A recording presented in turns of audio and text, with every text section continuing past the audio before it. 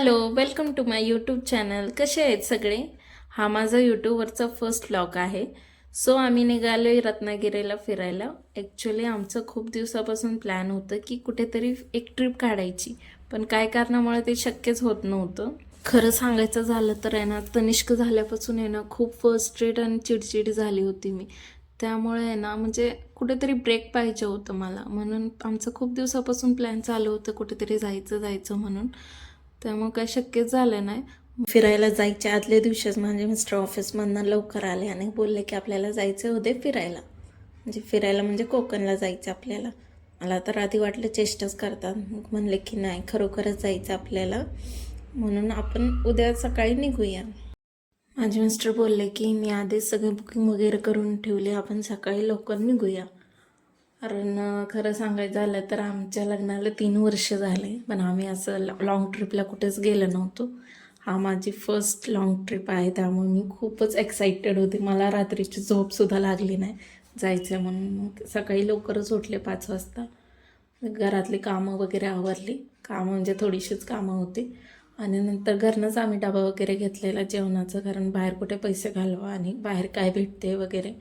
म्हणजे मला वाटलं की तिथं नॉनव्हेज वगैरे म्हणजे मासं वगैरेच भेटतात वगैरे, म्हणजे असं व्हेज भेटते का नाही म्हणून आम्ही घरनंच वगैरे डबा घेतले. कारण मार्गशीर्ष महिना चालू आहे म्हणून काय नॉनव्हेज खाऊ शकत नाही.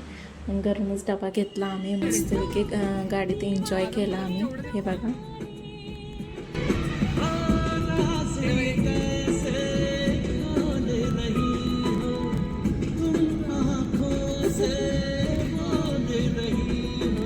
मस्तपैकी गाडीत गाणी वगैरे लावलेली, मस्त एन्जॉय केला, फुल एन्जॉय केला आम्ही.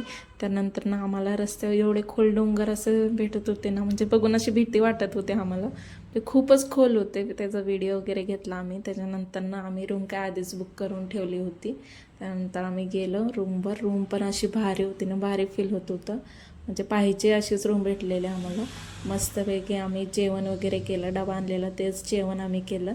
मस्तपैकी थोडं रिलॅक्स झालो आणि थोडं फ्रेश वगैरे होऊन आवरून मस्तपैकी. तिथं अजून 2 बीच पण होते, पण त्याचे काही नाव माहिती नाही आहे मला, पण तिथून थोडे लांब होते म्हणून ते आम्ही तिथं नंतर जाऊ. तर काय आम्ही गेलोच नाही म्हणून फाटे बीचवरच गेलो. फर्स्ट टाइम काय क्लास आम्हाला जाताना सनसेट पाहायला भेटलं. हे बघा माझा नवरा काय म्हणतं, त्यांनी पहिल्यांदाच सनसेट असं पाहिले होते. सनसेटचा एक छोटासा व्हिडिओ केला. हे बघा मी दाखवते तुम्हाला व्हिडिओ. त्यानंतर पोचलो आम्ही भाटिया बीचवर. निवांत बसलो तिथं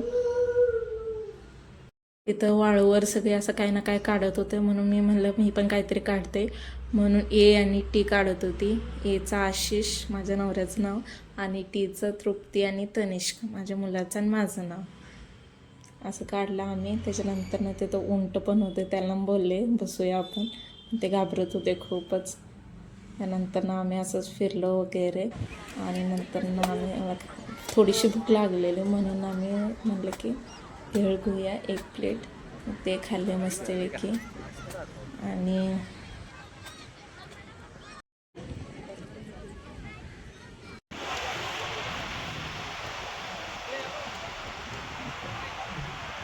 ना असं भारी आवाज येत होता, वाऱ्याचाच आवाज येत होता. हे बघा आवाज कसा आहे. आता परत मी वाळूपाशी बसले आणि काहीतरी मला किल्ला करू वाटत होतं. सगळ्यांचं बघून सगळे किल्ला करत होतं म्हणून मी पण म्हणले किल्ला करावं, पण ते काही जमतच नव्हते. बाकीच्यांनी कसे केलेले काय माहिती, म्हणून तसंच मी फेकून दिलं ते. आणि नंतर परत माझा नवरा चालू झालं, त्यांना काय करायचं होतं काय माहीत. बहुतेक ते टी काढत होते, माझं आणि तनिष्कचं नावाचं टी. आणि पण पाय पसरून वगैरे काढायला बसलेले, टी काढत होते ते.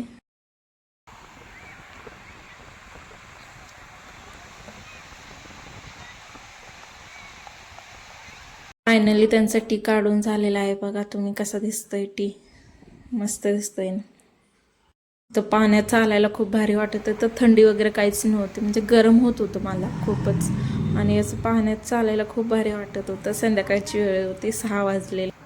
तर मस्तपैकी एन्जॉय केला आणि आलो रूमवर. आम्ही मस्तपैकी जेवण वगैरे केलं हॉटेलवर आणि झोपून गेलो. आणि दुसऱ्या दिवशी निघालो आम्ही सातारला यायला.